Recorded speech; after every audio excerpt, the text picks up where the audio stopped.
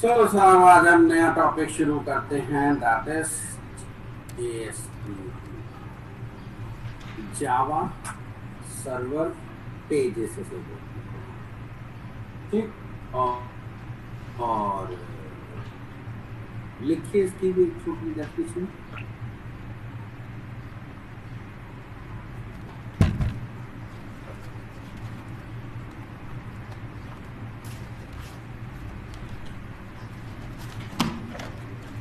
लिखिए साहब, JSP is another way.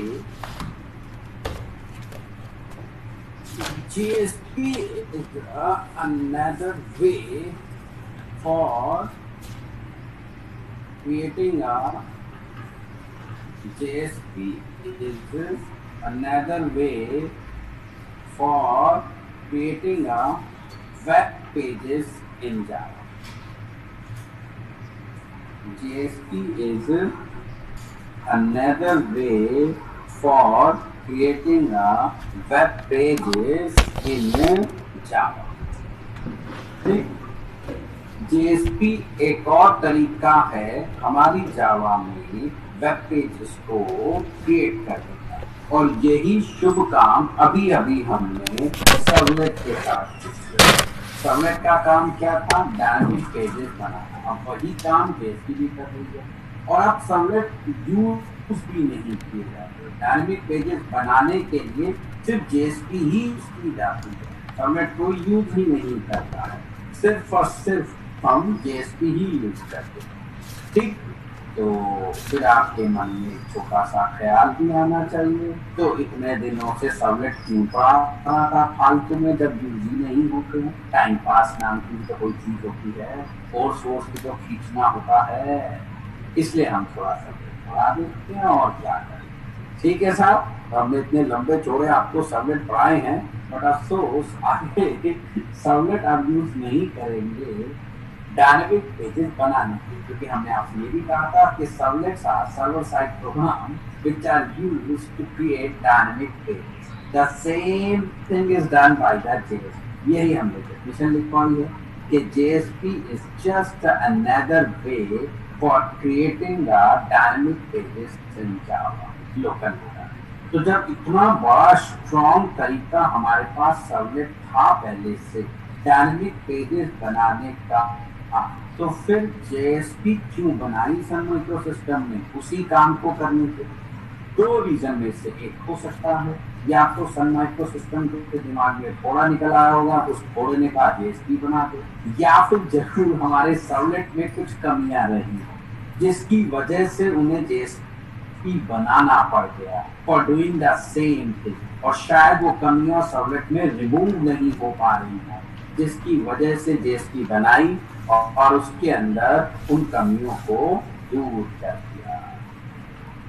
ठीक है जनाब, तो आप क्या कहते हैं, सन माइक्रोसिस्टम के दिमाग में फोड़ा निकला होगा, या कहीं ना कहीं सर्वलेट में कुछ कमियां? तो अंदर दिमाग में उसके फोड़ा तो होगा नहीं, क्योंकि सन माइक्रोसिस्टम के दिमाग में फोड़ा नहीं हो, तो तुम्हारे दिमाग में फोड़ा है, तो उसके पास तो दिमाग में फोड़ा होगा नहीं। तो इसका मतलब ये हुआ कि कहीं ना कहीं हमारे सर्वलेट में कुछ ना कुछ प्रॉब्लम्स रही होंगी, और जबरदस्त वाली, वरना सर्वलेट इतने स्ट्रॉन्ग हैं, इतने सारे फीचर मैंने आपको सर्वलेट में पढ़ा दिए जो काउंटेबल भी, इतनी डीप में मैंने तुम्हें सर्वलेट का एक एक फीचर सारे काम करा दिया आपको।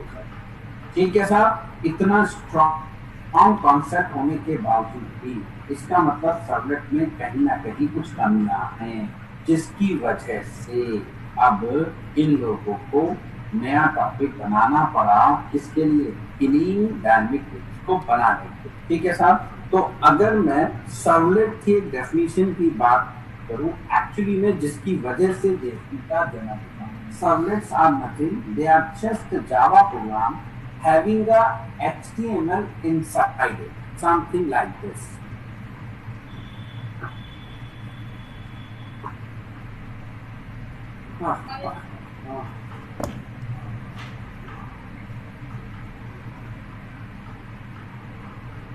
ये देखिए साहब, सर्वलेट्स क्या है?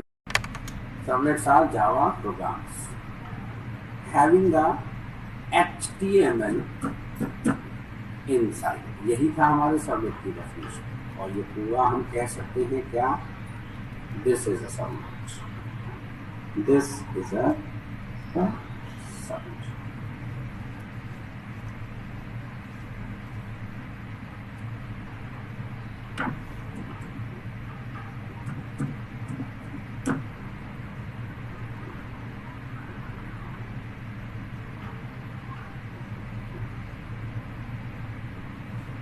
ये हम अपने सर्वलेट बोल सकते हैं। ठीक, सर्वलेट्स क्या थे, they are Java programs having a HTML inside. बस यही डेफिनेशन हमारे सर्वलेट की इसे ले ली। It was very very typical job, complex job, boring job, tedious job to maintain the HTML into a out.println। होता क्या है, जब हम अपने सर्वलेट से डायनेमिक पेज बना के ब्राउजर पे भेजते हैं तो सारी की सारी HTML हमें out.println मेथड में लिखनी पड़ती है। बस यही वो चीज थी जिसकी वजह से सर्वलेट को लोगों ने यूज करना बंद कर दिया, क्योंकि इतनी बड़ी बड़ी HTML हम जावा out.println के थ्रू नहीं लिख सकते। ठीक है जनाब, तो servlets are very good to accept the data which is coming from the browser. Browser से जो डेटा आता है सर्वलेट उसे गेट करने के लिए बेस्ट है, उसके ऊपर सारी कैलकुलेशंस करने के लिए बेस्ट है, लॉजिक लगाने के लिए बेस्ट है, डाटाबेस से इंटरेक्ट करने के लिए बेस्ट है, सब फिर वहां से डाटा लाने के लिए बेस्ट है। और उसके बाद उस डेटा को जब वो डायनेमिक पेज बना के उसमें डाल के भेजते थे तो सारी HTML पूरे out.println में लिखनी पड़ जाती थी। यहाँ आके सर्वलेट फेल हो जाता है। हम खूबसूरत अच्छे अच्छे सुंदर वेब पेजेस सर्वलेट के थ्रू नहीं बना सकते, क्योंकि हम इतनी बड़ी बड़ी HTML सारी की सारी out.println में लिख ही नहीं सकते। जबकि कहा जाता है अंत भला तो सब भला, यहाँ सब कुछ भला है बस अंत बुरा। आप जो डायनेमिक पेज बना के ब्राउजर पे भेज रहे हो वो खूबसूरत अट्रैक्टिव सुंदर नहीं बनाए जा सकते।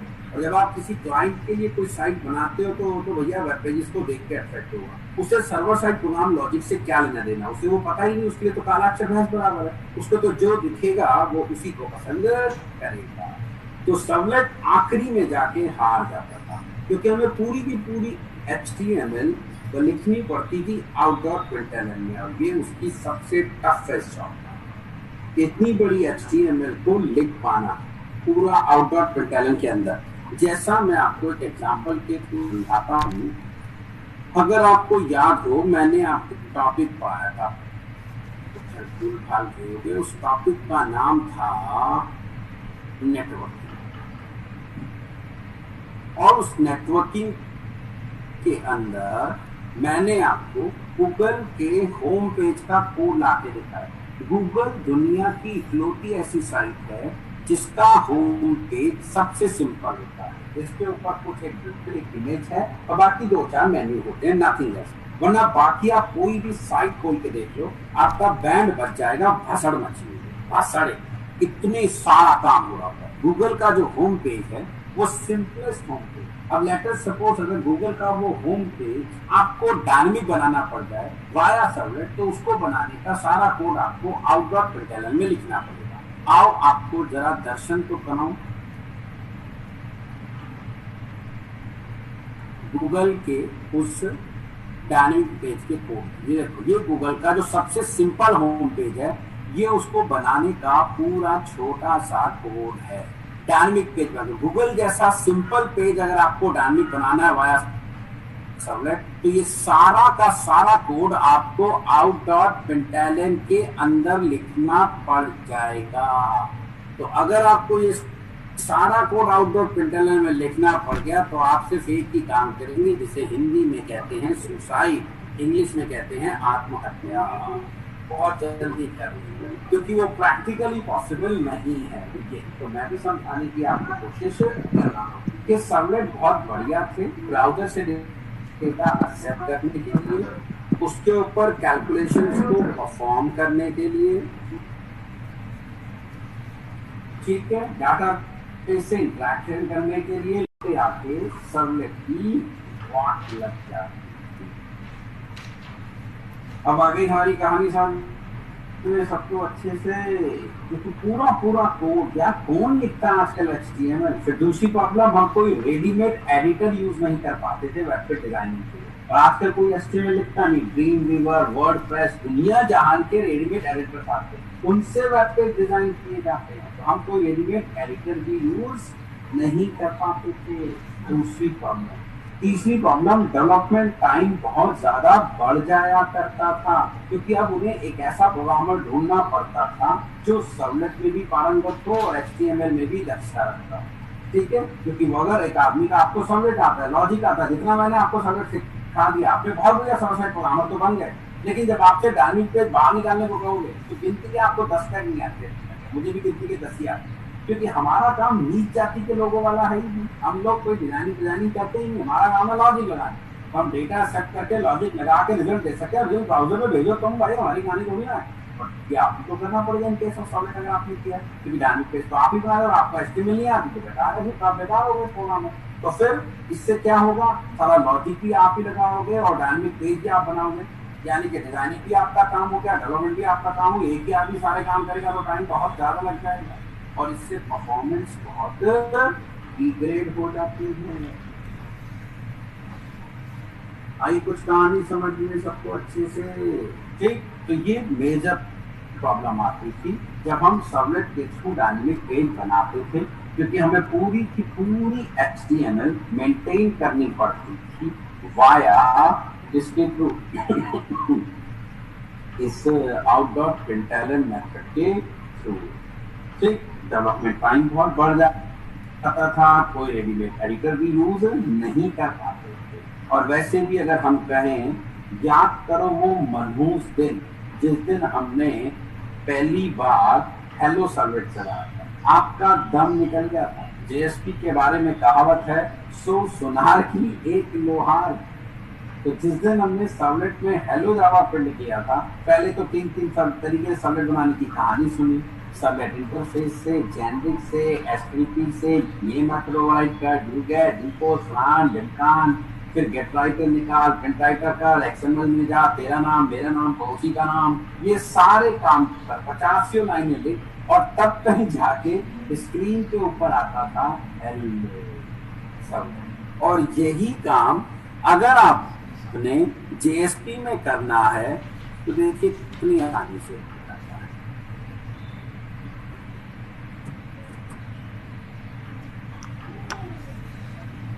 यही काम अगर आपको JSP से करना पड़ जाए तो आप क्या करते हैं,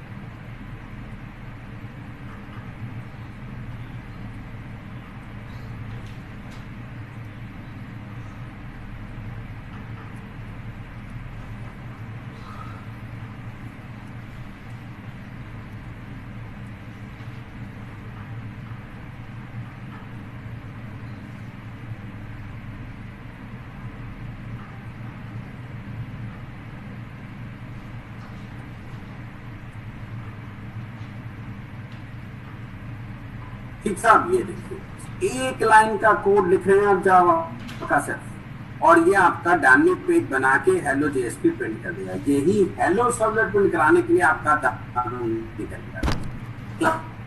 क्लास बनाओ, उसे इंप्लीमेंट करो, फिर सर्विस को ओवरराइड करो, request, response, gate writer, content type, फलान ढिमकान, फिर नाम दो, internal name, external name, compile करो, क्लासेस में डालो, पाथ सेट करो, 6 का पाथ सेट करो, फलान ढिमकान। यहाँ कुछ नहीं करना, सिर्फ इसका नाम दे दो ABC demo.jsp, पब्लिक फोल्डर में लिखो, ब्राउजर से अपनी वार फाइल का नाम दो, जहाँ URL पैटर्न देते थे वहाँ demo.jsp और hello JSP चला। मैंने कहा ना, 100 सुनार की और एक लोहार की, तो हमें पागल कुत्ते ने काट खाया जो सर्वलेट के थ्रू खाली हेलो लिखने के लिए 50 लाइन लिखेंगे, जबकि यहाँ सिर्फ एक लाइन में काम हो जाता है। ऑब्वियसली फिर तो सारी दुनिया किसको प्रेफर करेगी, डायनेमिक पेजेस बनाने को, JSP को ही प्रेफर करती है। अब आ गई कहानी समझ में सबको अच्छे से? तो ये प्रॉब्लम आया करती थी हमारे, अपसाइड डाउन कर दिया और JSP का जन्म हो गया। जरा देखें, सर्वलेट की डेफिनेशन को अगर हम उल्टा करेंगे तो कुछ ऐसा हो जाएगा।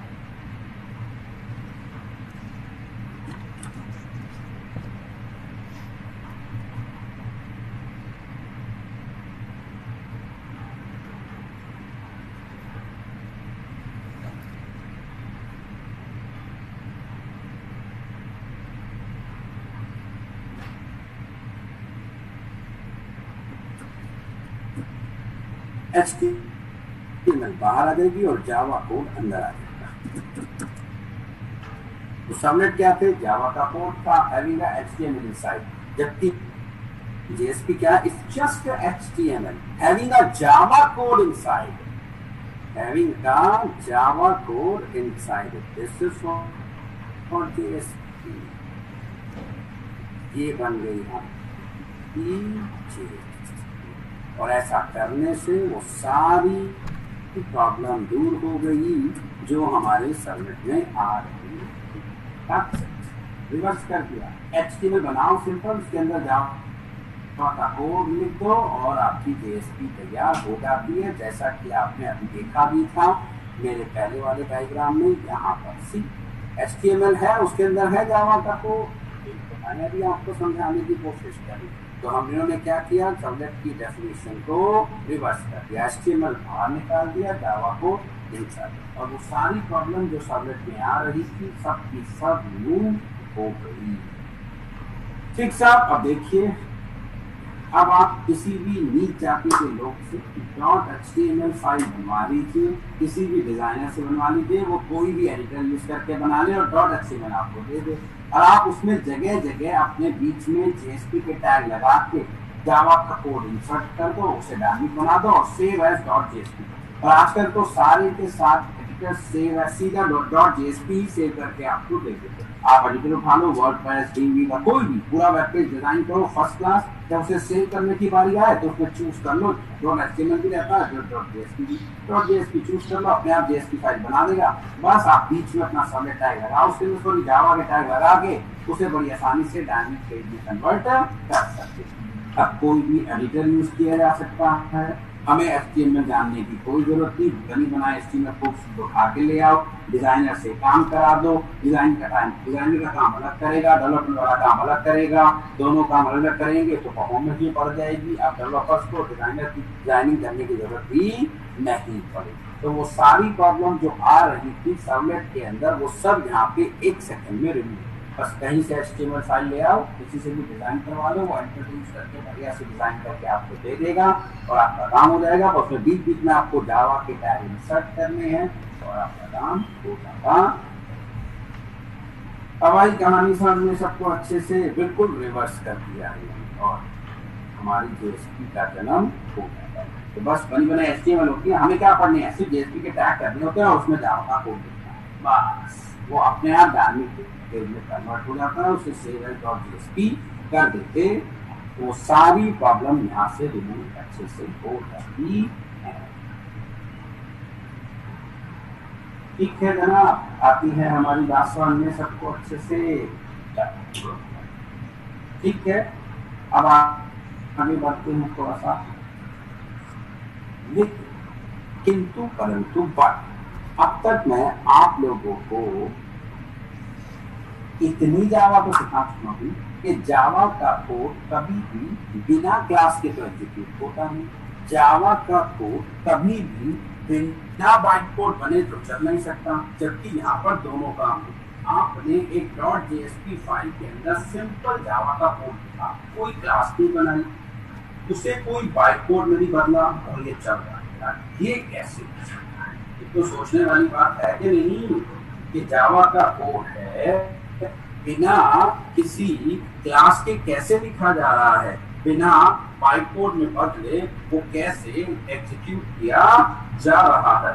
ये तो हो ही नहीं सकता, ये तो पॉसिबल ही नहीं है। ठीक है साहब, बट यहाँ चलता तो है, आपके सामने लिखा हुआ है, इसको demo.jsp से सेव कर दो, पब्लिक फोल्डर में रख दो जहां आप अपनी HTML रखते थे। जैसे आप HTML की रिक्वेस्ट करते थे ऐसी इसकी रिक्वेस्ट कर दो, फर्स्ट क्लास आउटपुट आ गई। .xml में कोई एंट्री नहीं मारनी, क्योंकि यहाँ कोई क्लास ही नहीं बनती। आप बिना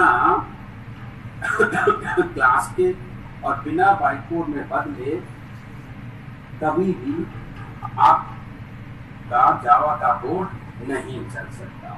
ठीक, तो एक्चुअली में क्या होता है, जब आप एक जेएसपी की ब्राउजर से रिक्वेस्ट करते हो तो हमारा जो कंटेनर साफ है वो अंदर से पहले इस जेएसपी से एक क्लास बनाते हैं। ठीक है, इस जेएसपी से जनरेट करते हैं बैकग्राउंड में एक क्लास और सारा जावा का कोड उस क्लास के अंदर ही लिखते हैं, फिर उसे कंपाइल करते हैं, फिर उसे रन करते हैं और फिर जाके आउटपुट ब्राउजर में आती है।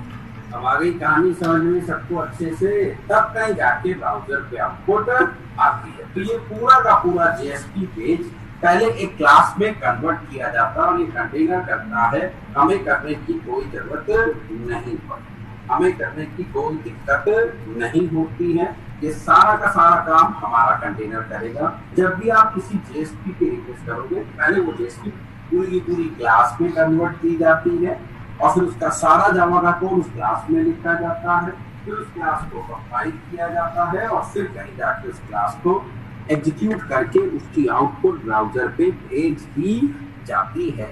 ऐसे होती है कहानी। और वो जो क्लास बन के आती है हमारे जेएसपी से, that is nothing, that is just a servlet. तो घबराओ मत, पूरा सर्वलेट दोबारा ही पढ़ाने जा रहा हूं via JSP. Is it clear? वो क्लास सर्वलेट ही होती है, बकायदा एक्सटेंड करके एचटीटीपी सर्वलेट को इनहेरिट करके बनाया जाता है और आप जितना भी कोड अपने जेएसपी लिखते हो सब सर्विस में ही लिखा जाता है, फिर कंपाइल सब कुछ ही सर्वलेट होता है। ठीक है साहब, तो ईस्ट और वेस्ट सर्वलेट आर बेस्ट। इसीलिए जेएसपी की सबसे बेस्ट डेफिनेशन होती है, it is the easiest way of writing a servlet. ये सर्वलेट को लिखने का सिर्फ आसान तरीका है। तो मैं आपको दोबारा सर्वलेट पढ़ाने जा रहा हूँ, जितनी भी कॉन्सेप्ट है सर्वलेट के पढ़ाया सबको वाया जेएसपी पढ़ाऊंगा और कुछ नहीं करूंगा। यहाँ कैसे सेशन ट्रैक करेंगे, यहाँ कैसे सेशन ट्रैक करेंगे, रिक्वेस्ट करेंगे, रिक्वेस्ट के पैरामीटर करेंगे, सब कुछ यहाँ कैसे पैरामीटर भेजेंगे, सब कुछ वाया जेएसपी करने वाला है। सब कुछ सर्वलेट, क्योंकि एट द एंड टाइम में कन्वर्ट हो जाता है सर्वलेट के अंदर, तो सब कुछ ही सर्वलेट है। घबराओ मत, टाइम खराब नहीं किया मैंने तुम्हारा सर्वलेट में। ईस्ट और west servlets are best. JSP तो सिर्फ पहली रिक्वेस्ट का मेहमान होती है। जैसे आप ब्राउजर से पहली बार रिक्वेस्ट करते हो जेएसपी पेज की, तो वो सर्वलेट में कन्वर्ट होती है पहले, फिर वो कंपाइल होती है, डॉट क्लास फाइल बनती है, फिर वो ये थ्रेड शुरू करके उस पर सर्विस चला दी जाती है और उसके बाद क्लास लोड हो गई है, सारा काम हो गया। आप दोबारा जब इस जेएसपी की रिक्वेस्ट करोगे कुछ नहीं होने वाला, डॉट क्लास फाइल बन गई है, सब कुछ मेमोरी में लोड हो गई, सिर्फ थ्रेड और सर्विस आते जाते हैं, वही सब की लाइफ साइकिल, सब कुछ वही है। ये सिर्फ पहली रिक्वेस्ट की मेहमान है, उसके बाद जो कुछ है सर्वलेट ही है, सर्वलेट की लाइफ साइकिल है, सब कुछ ही वही होता है। तो बस पूरी सर्वलेट में आपको दोबारा पढ़ाने जा रहा हूं वाया जेएसपी। तो पहली रिक्वेस्ट में ये डॉट क्लास फाइल बन जाती है, फिर इसे लोड कर दिया जाता है वही क्लास डॉट फॉर नेम से, फिर थ्रेड शुरू करके उस पर सर्विस चला दिया जाता है। फिर दूसरी रिक्वेस्ट आएगी, थ्रेड शुरू करेंगे सर्विस, तीसरी, चौथी, पांचवी एंड सो ऑन। ये जब तक दोबारा कंपाइल नहीं होती, दोबारा सर्वलेट में नहीं बदलती, जब तक कि आप उस जेएसपी पेज में चेंजेस ना करते। तो सिर्फ पहली रिक्वेस्ट की मेहमान है, इसलिए जब हम जेएसपी की रिक्वेस्ट करते हैं पहली बार थोड़ा सा रिस्पॉन्स डिले होके आता है, क्योंकि पहले क्लास बनेगी, फिर वो कंपाइल होगी, फिर आउटपुट आएगी। दूसरी तीसरी में तो इसमें जेट इंजन लग जाते हैं, अटैक से भागना शुरू कर देती है। आगे कहानी सामने सबको जेएसपी की, होता सब कुछ पीछे सर्वलेट में।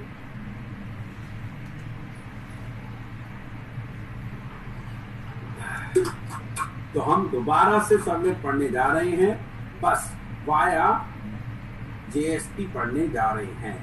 बनती पीछे क्लास ये समझ लो, हमारा सारा सरदर्द वो कंटेनर ले गया। इसीलिए हमारे जेएसपी कंटेनर जो है वेब कंटेनर, इसके दो सेक्शन होते हैं। एक होता है इसके अंदर जेएसपी इंजन, एक होता है सर्वलेट इंजन। जेएसपी इंजन का काम होता है आपकी जेएसपी को काय में बदल देना, आपकी जेएसपी को डॉट जावा में बदल देना और उसे कंपाइल कर देना, बस। Once the servlet class file is made, then फिर जेएसपी इंजन का काम खत्म हो जाता है, फिर से वहां से सर्वलेट की लाइफ साइकिल शुरू हो जाएगी, फिर सर्वलेट इंजन से मेमोरी में लोड करेगा, एक ही ऑब्जेक्ट बनाएगा, थ्रेड शुरू करेगा और सर्विस क्या करना ना, एक डॉट जावा बना के दो, वहां से कोड उठाता जाओ, आयोग के थ्रू सिंपल डॉट जावा बनाता है, जैसे मैंने भी तुम्हें बनाना सिखाया था, एडिटर सिखाया था मैंने आपको, हम भी डॉट जावा बनाते थे, राइट करते थे और उसे चलाते थे। ठीक, टेक्स्ट फील्ड में टेक्स्ट एरिया में यूजर से कोड लेते थे जावा का, डॉट जावा में राइट करते थे, उसे कंपाइल करते थे। बिल्कुल वही काम ये करता है, डिट्टो वही काम हमारा जेएसपी इंजन भी करता है। तो वो भी एक स्पेशलाइज्ड सर्वलेट ही होता है। तो हमारा सारा सरदर्द कंटेनर ले गया, बस हमें वो भारी करकम और सर्वलेट बनाने की जरूरत नहीं। जैसे आप सब लड़के जानते हैं, हम किसी और का सरदर्द अपने घर में ले आते हैं। बात की समझदार है लड़के, देख से समझ जाएंगे, लड़कियों को तो पता ही है सरदर्द। तो तुम भी किसी का सरदर्द अपने घर ले आते हो और फिर जिंदगी भर उसे झेलते रहते हो। बिल्कुल वही कहानी है, हमारा सरदर्द भी कौन ले गया, कंटेनर ले गया। उसने वो भारी भरकम सर्वलेट क्लास बना दे लिया, हमें तो सिंपल से टैग लगा, सिर्फ टैग टैग टैग, नथिंग है। तो ऐसे काम करती है हमारी जेएसपी। ठीक जनाब, कहानी सामने आ गई होगी। चलिए इसके बारे में अब हम आपको कुछ लिखवाना शुरू करते हैं।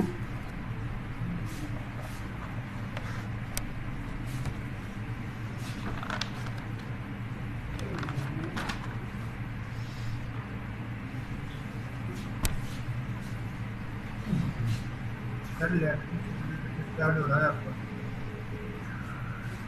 28%, 28 मिनट, चलो लगा देते हैं।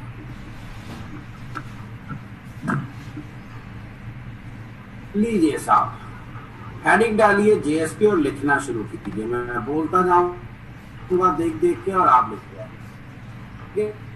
इसमें से आपको समझ में नहीं आएगा, ऐसे राइटिंग थोड़ी माशाल्लाह है, तो फिलहाल लिखते जाइए, जो मैं बोलता जाता हूँ यहाँ से पढ़ता हूँ। लिखिए, servlet and JSP are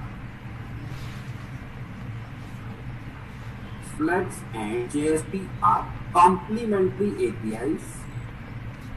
Servlets and JSP are complementary APIs, both providing a means, both providing a means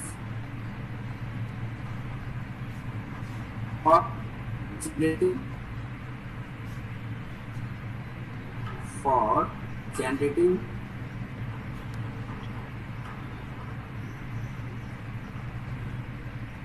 dynamic web client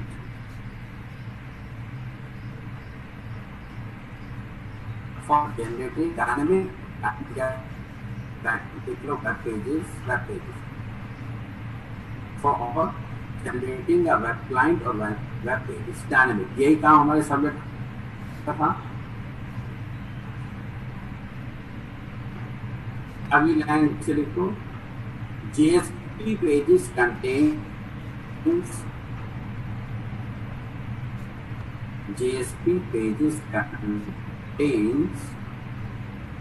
a mixture of JavaScript. JSP pages contains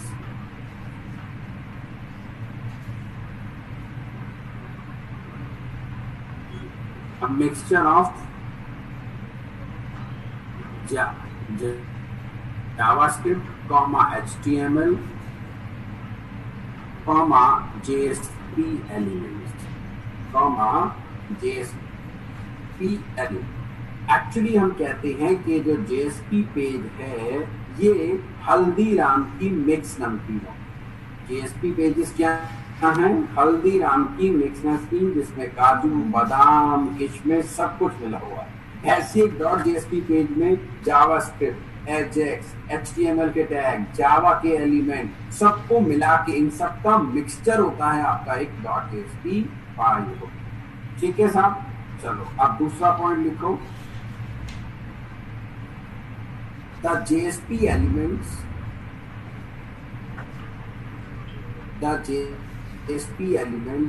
in a Java server page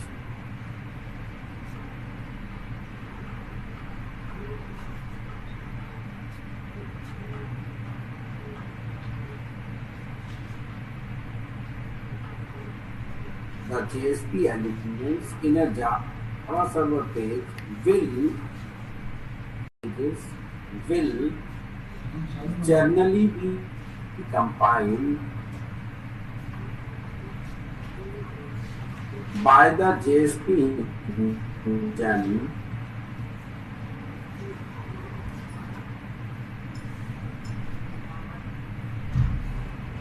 into a servlet.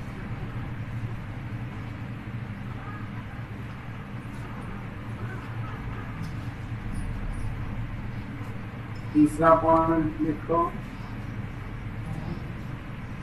the JSP engine itself is a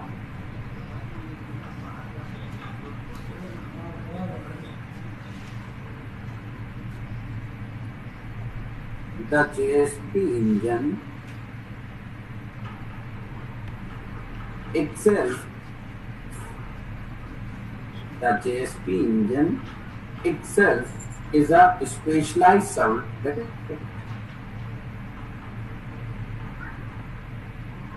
The JSP engine itself is a specialized servlet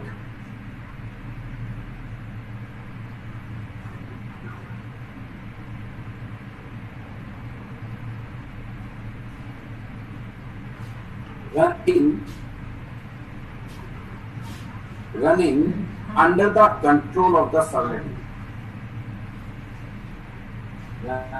Running under the control of the servlet engine.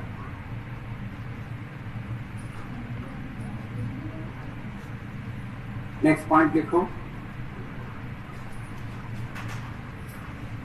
you can think of a servlet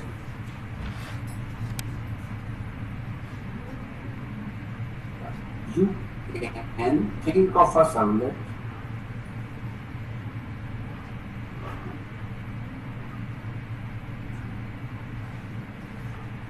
you can think of a servlet as Java code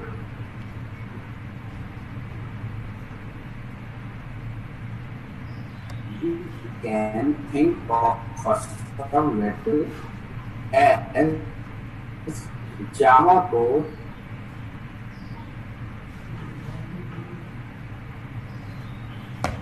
with HTML inside. With HTML inside.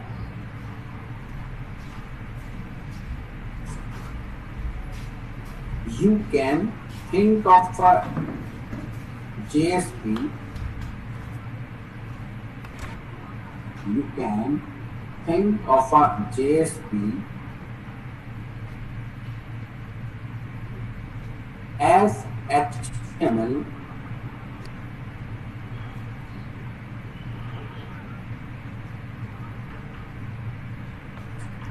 with Java code inside. As HTML with Java code inside.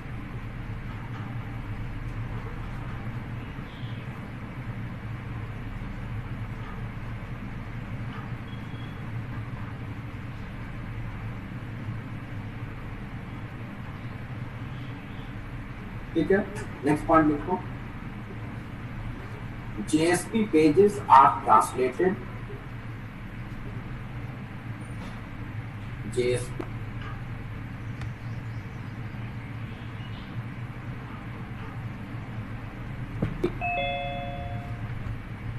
into a servlet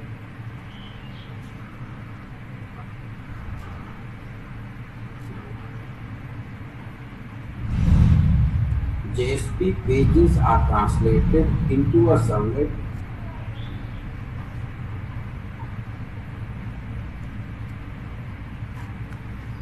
then the servlets are compiled then the servlets are compiled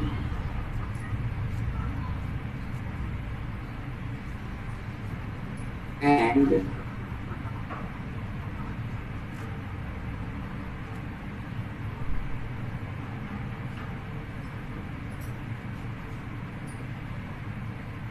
at request time and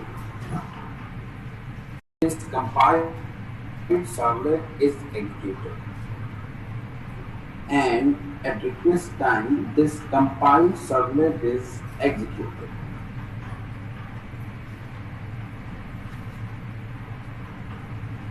So writing JSP pages.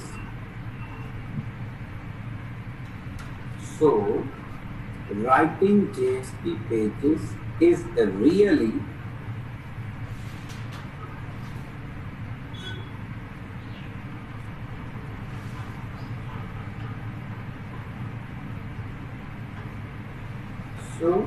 writing JSP pages is really just another way of writing a song.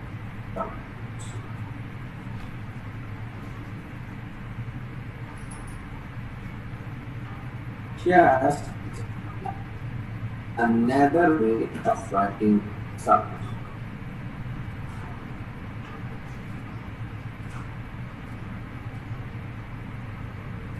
ठीक, अब heading डालिए problems with servlet.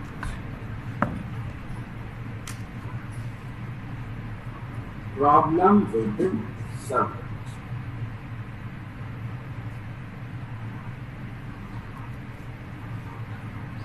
लिखिए इसके बारे में. It is hard, HARD, hard. It is hard to write and maintain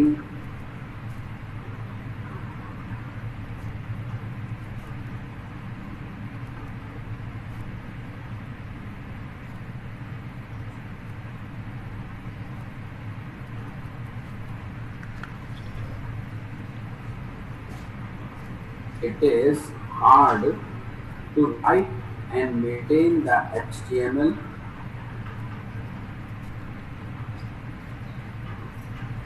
using a print statement.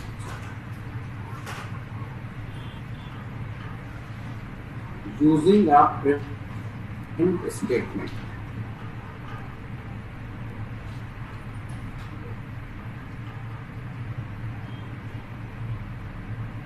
You have to use parentheses.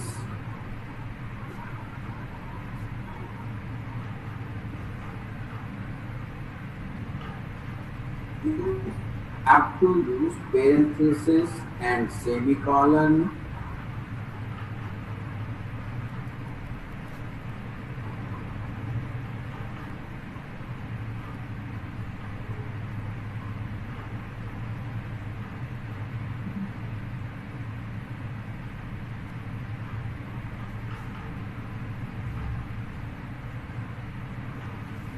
You have to use parentheses and semicolon and have to insert backslash in front of embedded double quotes.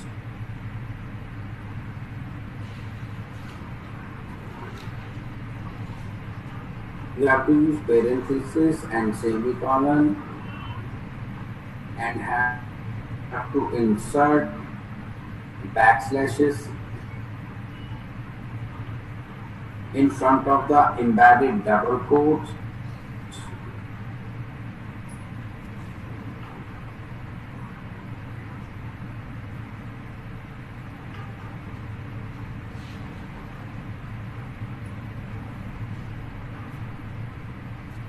In front of the embedded double quotes.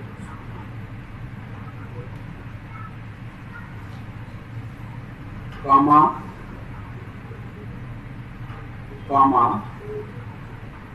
have to use comma, have to use string concatenation,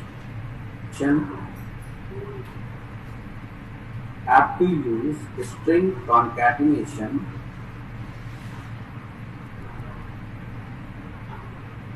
to put the content together.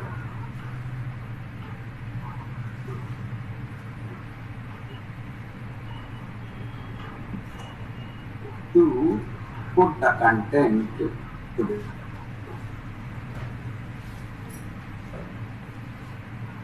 दूसरी problem, You cannot use standard HTML tools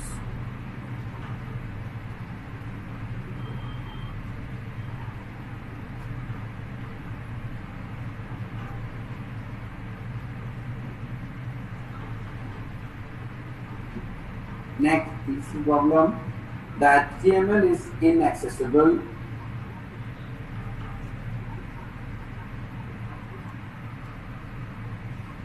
The HTML is inaccessible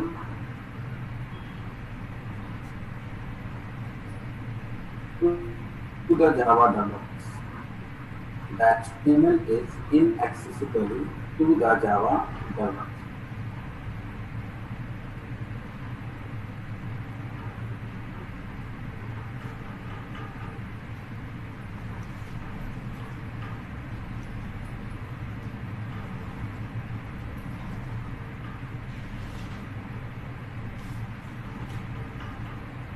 अब heading डालिए benefits of JSP.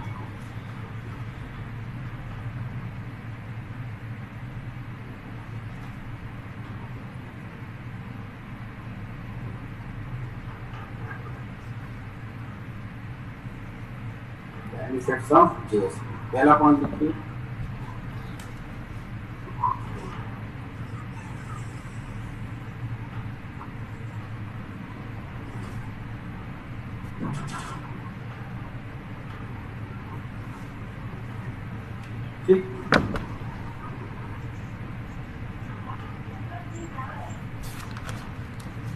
It is easier to write and maintain the HTML.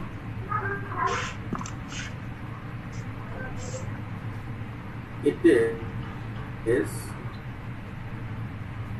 easier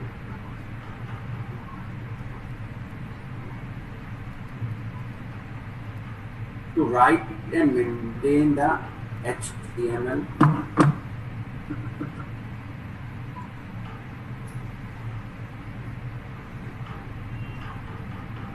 It is easier to write and maintain the HTML. दूसरा point,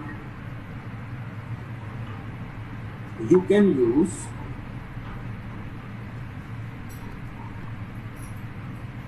standard website development tools. You can use standard website development tools.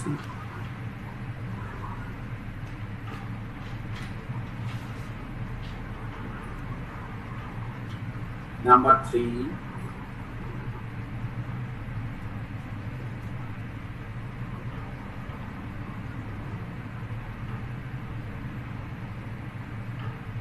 you can divide up your development team.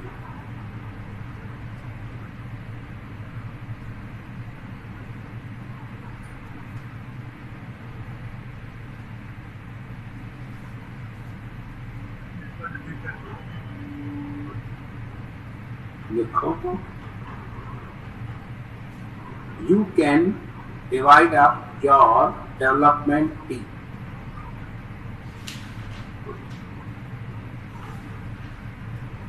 Right.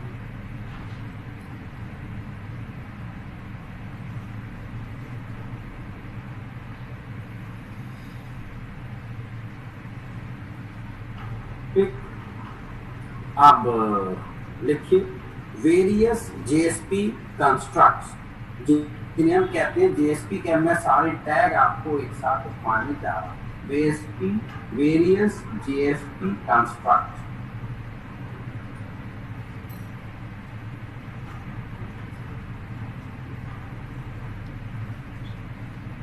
Various JSP construct, bracket में लिखना tag of JSP. Actually में JSP के tag को 3 category में divide किया गया है, scripting element, JSP directive and JSP action. ये 3 होते हैं। फिर स्क्रिप्टिंग एलिमेंट फर्दर 3 होते हैं, जेएसपी डायरेक्टिव फर्दर 3 होते हैं, जेएसपी एक्शन 7 होते हैं। सब लिखवाता हूँ, ठीक। तो मेन तो ये 3 टैग होते हैं। उसके बाद हम अपने खुद के टैग भी बनाते हैं जिन्हें हम कस्टम टैग कहते हैं। उसके बाद हमें बहुत सारे बने बनाए कस्टम टैग मिलते हैं जिन्हें हम कहते हैं जे जे चलो, तो पहला लिखो इसके अंदर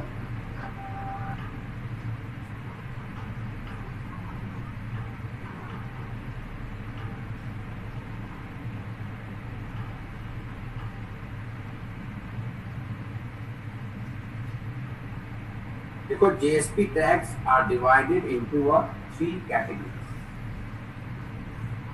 JSP tags are divided into three categories.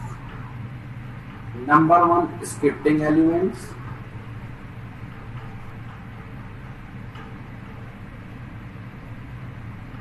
Number two is the characters.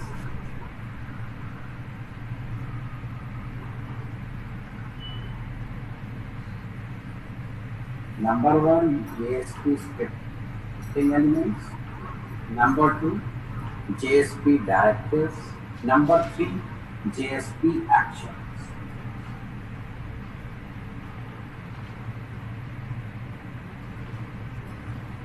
Number three, JSP actions.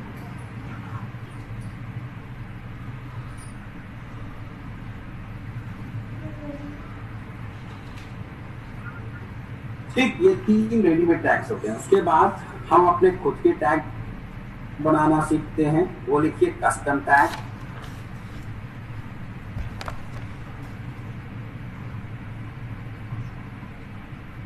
Custom tag यानी कि आप अपने खुद के टैग बना सकते हैं। फिर हमें बहुत सारे कस्टम टैग बने बनाए दिए जाते हैं जिन्हें हम कहते हैं JSTL, Java standard tag library. Custom tag के बाद लिखो JSTL, Java standard tag library.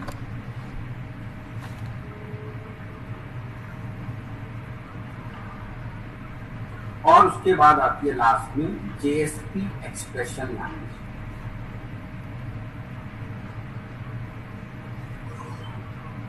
JSP expression language, ये पूरे JSP के टैग का खानदान।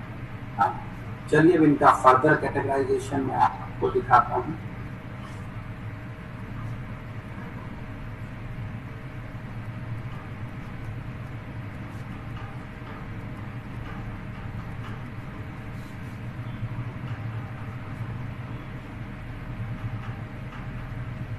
ये जो JSP स्क्रिप्टिंग एलिमेंट है ये फर्दर तीन टाइप के होते हैं। JSP स्क्रिप्टिंग एलिमेंट, एक होता है स्क्रिप्टलेट टैग, ये परसेंट साइन से शुरू होता है, परसेंट पे खत्म होता है, इसके अंदर लिखते हैं जावा के स्टेटमेंट। दूसरा आता है एक्सप्रेशन टैग, परसेंट इक्वल से शुरू होता है और एक जावा का एक्सप्रेशन जो हम पढ़ेंगे परसेंट साइन से, ये भी बंद होगा। तीसरा आता है डिक्लेरेशन टैग, परसेंट एक्सक्लेमेशन वाला मार्क, ठीक है, और उसके बाद मेथड डिक्लेरेशन परसेंट साइन से बंद होगा, परसेंट एक्सक्लेमेशन और फिर फील्ड। चलो तीनों कॉपी करो।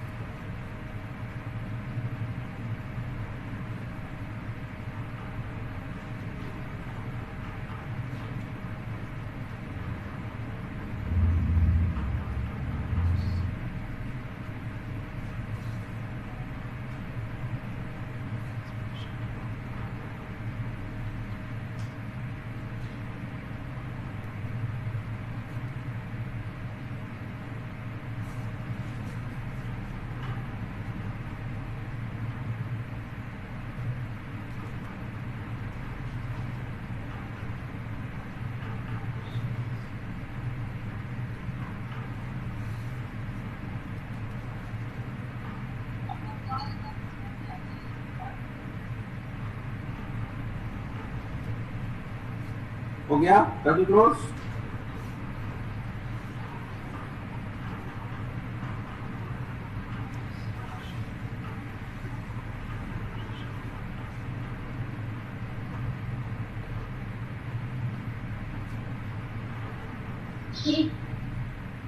डन।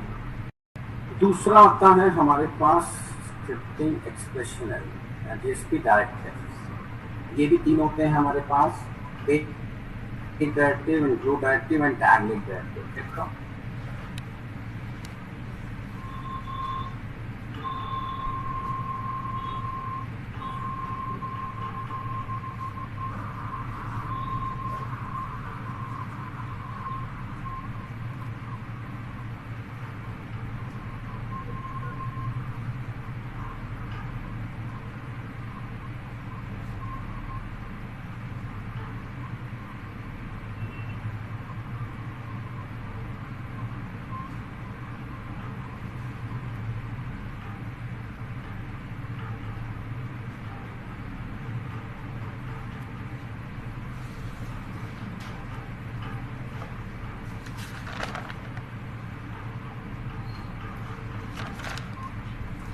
हो गया।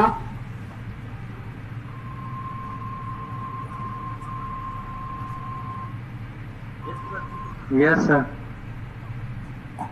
अगला आता है एक्शन।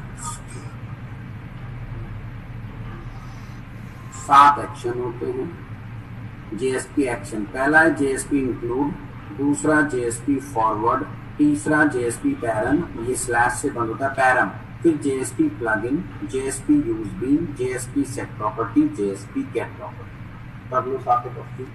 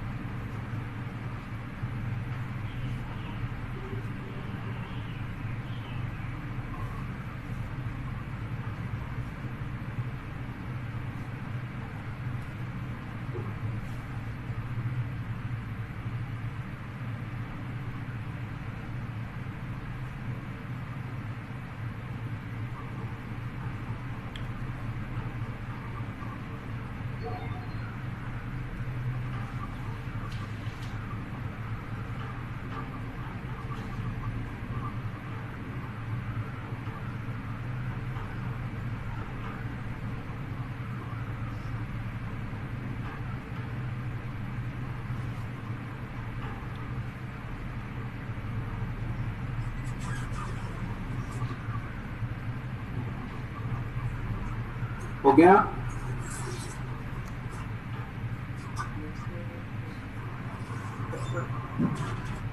क्लोज।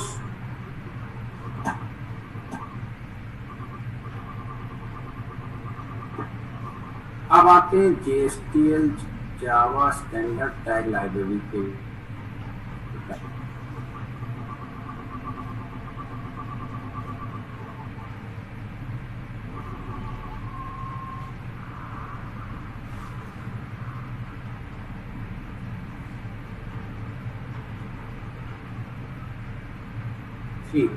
अब आप यहां से लिखोगे, आप हेडिंग डालो जेएसपी स्टैंडर्ड टैग लाइब्रेरी जेएसटीएल, और उसके अंदर के अंदर 5 टाइप के टैग आते हैं जो मैं बोलने जा रहा हूँ। आप पहले लिख लो JSTL Java standard tag library. Custom tag तो हम अपने खुद ही बनाते हैं, तो उसमें तो कुछ आएगा नहीं। उसमें लिखो पहला जेएसटीएल के अंदर कोर टैग,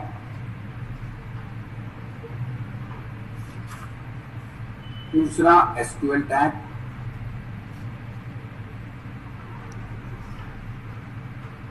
पहला कोर टैग, दूसरा एसक्यूएल टैग, तीसरा फॉर्मेटिंग टैग,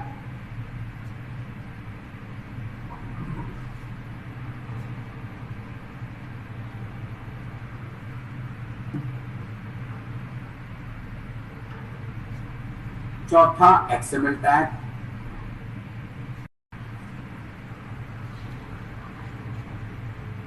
पांचवा आता है JSPF फंक्शंस।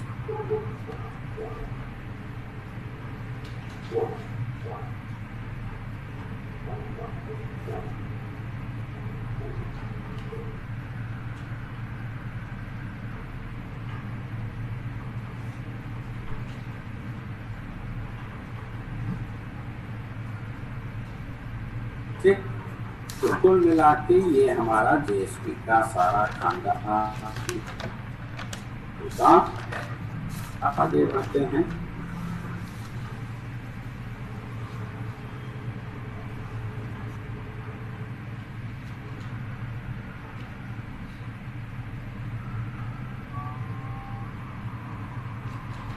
अब लिखिए एक नोट,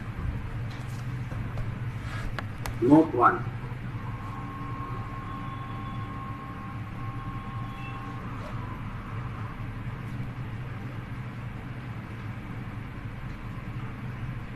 देखो, the JSP pages is translated to a servlet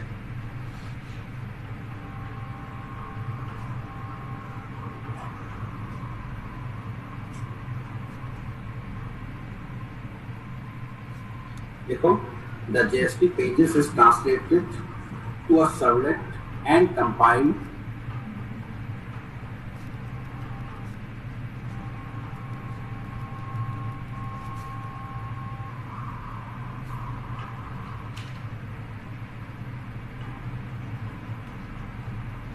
only the first time it accesses.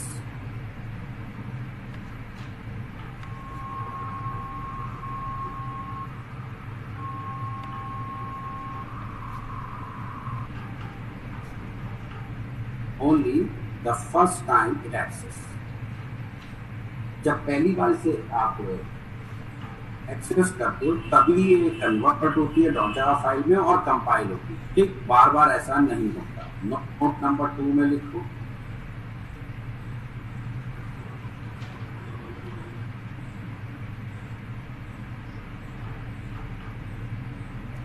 देखो, if you modify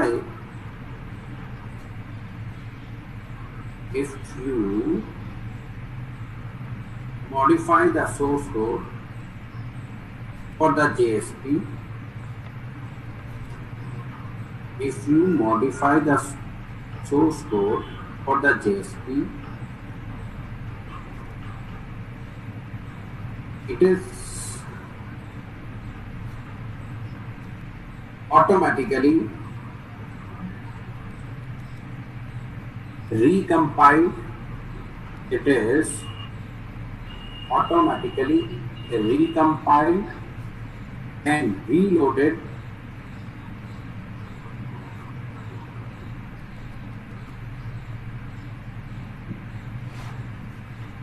to the next time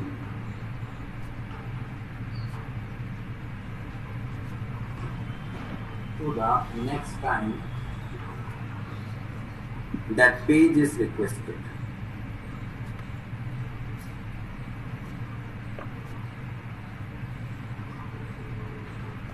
तो next time that page is requested. तीसरा लिखो, तीसरा note,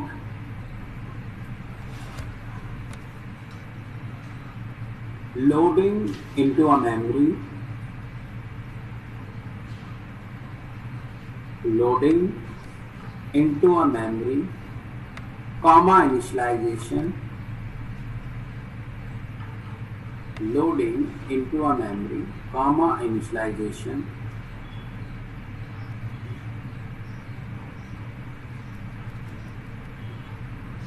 and execution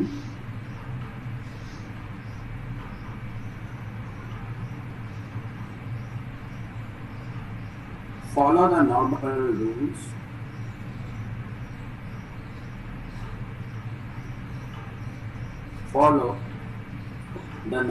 rules for server.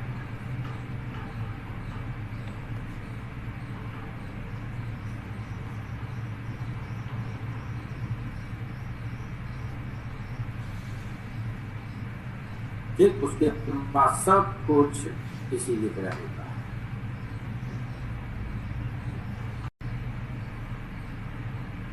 How JSP works, यानी कि JSP की APIs के बारे में अब हम बातें करेंगे। जेएसपी कैसे काम करती है इस बारे में भी थोड़ी सी बातें करने वाले हैं। सुनो, होता क्या है, जब आपकी जेएसपी पेज से सर्वलेट क्लास बनाई जाती है तो जो भी कंटेनर जेएसपी से सर्वलेट क्लास बनाएगा उसे उस सर्वलेट क्लास को दो इंटरफेस से इंप्लीमेंट करना मैंडेटरी होता है। पहला होता है जेएसपी पेज इंटरफेस और दूसरा होता है HTTP जेएसपी पेज। ठीक है साहब, फिर से बोलता हूं मैं, अभी लिखाऊंगा, चिंता ना करो। जब आपका जेएसपी से सर्वलेट क्लास बनती है तो वो क्लास को सर्वलेट बनाने के लिए नो डाउट उसे एचटीटीपी सर्वलेट वाली क्लास से तो इनहेरिट करते ही करते हैं, साथ साथ उसे दो इंटरफेसेस से भी इंप्लीमेंट करना मैंडेटरी होता है। और ये सब काम अपने आप जेएसपी इंजन करेगा, आपको करने की जरूरत नहीं है। और वो दो इंटरफेस होते हैं, एक होता है जेएसपी पेज, दूसरा होता है HTTP जेएसपी पेज। ठीक है, जेएसपी पेज को इनहेरिट करता है HTTP जेएसपी पेज। फिर जेएसपी पेज के अंदर दो मेथड होते हैं, एक होता है जेएसपी इनिट, एक होता है जेएसपी डिस्ट्रॉय। ठीक, ये दोनों मेथड उस क्लास में चले जाते हैं। उसके बाद फिर हमारा जो HTTP जेएसपी पेज है उसके अंदर भी एक मेथड होता है अंडरस्कोर जेएसपी सर्विस, और उसमें दो आर्गुमेंट जाते हैं, servlet request and servlet response. Servlet request and servlet response. ठीक है जनाब, तो मैंने फिर से रिपीट करता हूं, जब भी आपके जेएसपी पेज से सर्वलेट क्लास बनती है तो उसे सर्वलेट बनाने के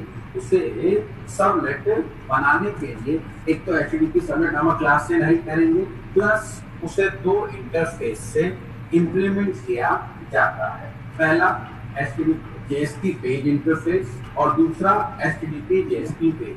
जेएसपी पेज से दो मेथड आते हैं, जेएसपी इनिट, जेएसपी डिस्ट्रॉय, और उसके बाद HTTP जेएसपी पेज से आता है अंडरस्कोर जेएसपी सर्विस। फिर जो सर्वलेट के मैंने लाइफ साइकिल मेथड बताए थे वो तीन थे। ओरिजिनल लाइफ साइकिल मेथड वो था इनिट, और उसके बाद सर्विस, और उसके बाद डिस्ट्रॉय।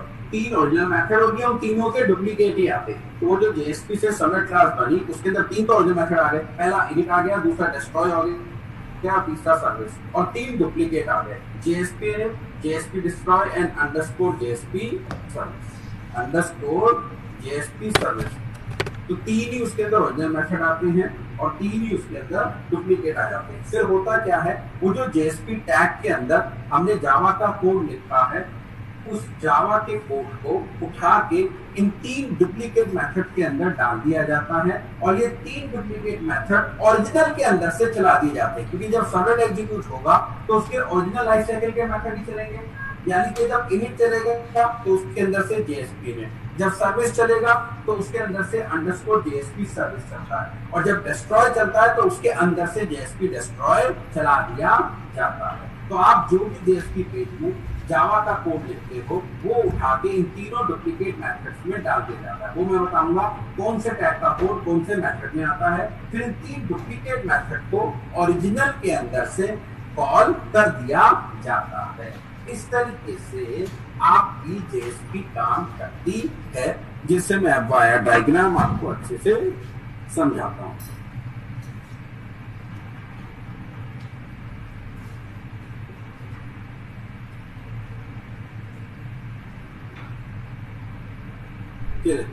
मान लिया हमने बनाई एक my.jsp, फिर HTML बॉडी, उसके अंदर एक JSP का टैग लगा दिया, %, उसमें लिख दिया out.println hello JSP सेमीकोलन %, बंद कर दिया, बॉडी बंद, HTML बंद। फिर जैसे अब इसे हम रिक्वेस्ट करेंगे इसके पीछे क्लास बनेगी, क्लास अंडरस्कोर my। होता क्या है, ये जो क्लास का नाम बनता है, सर्वलेट क्लास का नाम जो JSP से जनरेट हो रही है, उसके नाम में JSP का नाम जरूर आता है। जो भी सर्वलेट क्लास बनती है ना, ठीक जैसे टॉम जो हमारा वेबलॉजिक है, जो भी आपका जेएसपी का नाम होगा उसके पीछे अंडरस्कोर लगा के उसी नाम से वो क्लास बना देगा। ठीक, जबकि टर्म की रिक्वेस्ट करोगे बैकग्राउंड में बनेगी class underscore my extends HTTP servlet implement JSP page comma HTTP JSP page.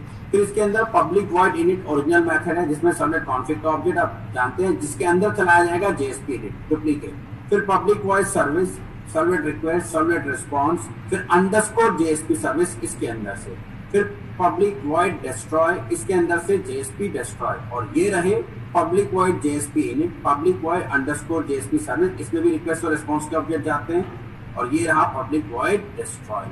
और आपके जेएसपी का सारा कोड उठा के इन तीनों मेथड में डाल दिया जाता है। मैंने एरो बनाया हुआ इन तीनों में, और ये तीनों फिर ओरिजिनल के अंदर से चला दिए जाते हैं।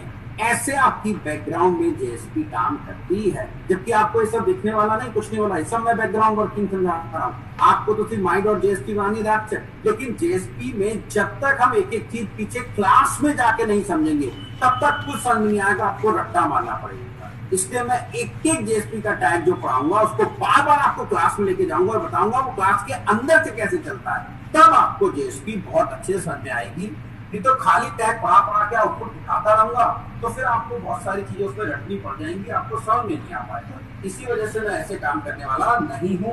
मैं एक एक चीज, एक एक टैग जो भी जेएसपी का पढ़ाऊंगा पहले दिखाऊंगा आपको, पीछे क्लास में ये कहाँ जाएगा और वहां से ये कैसे एग्जीक्यूट होने वाला है, तब हम जेएसपी को अच्छे से पढ़ पाएंगे। और हमें बड़े अच्छे, जब तक बैकग्राउंड में जाके क्लास में जाके नहीं समझेंगे कि वो टैग के अंदर का कोड कैसे चलता है, तब तक हमें अच्छे से ये समझ में आने वाली नहीं। तो चलिए जल्दी से ये बना लीजिए।